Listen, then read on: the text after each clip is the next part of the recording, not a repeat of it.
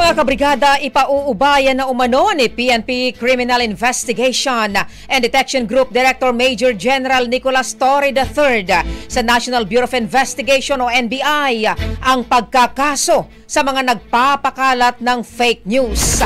Ito ay kasunod ng pahayag ni NBI Director Jaime Santiago na magkakaso ito sa mga nagpapakalat ng fake news at nangihikayat ng People Power Revolution.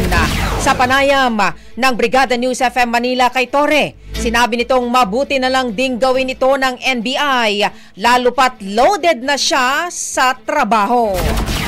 Mas lalong okay na hindi na ako magkakaso at sila na muna. Medyo loaded na masyado tayo. In the past few days, in the past 3 days, meron kaming huli. Ang binasa ko na report. In the past 3 days, may huli kaming 735 arrests in various part of the Philippines. Yun muna ang magiging natin. Yun muna ang magiging focus natin, ipapagtrabaho.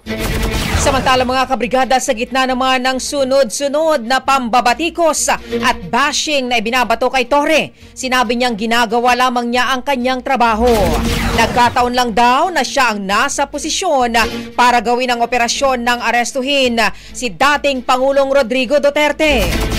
Nagkataon lang siguro talaga. Kung hindi naman ako ito, meron namang gagawa niya na iba. Nagkataon lang na ako. Kaya, yun na. Nagkataon na ako na designate dito, trabaho. Kung iba naman ang binigyan ng trabaho ito, palagay ko naman, ganun din naman ang gagawin. Umahataw! Brigada Balita Nationwide! Brigada Balita Nationwide! Ang bahaging ito ay hatid sa atin ng Yummyvit ES2 Oral Drops. Simulang tuparin ang pangarap ng iyong anak. And stunting now!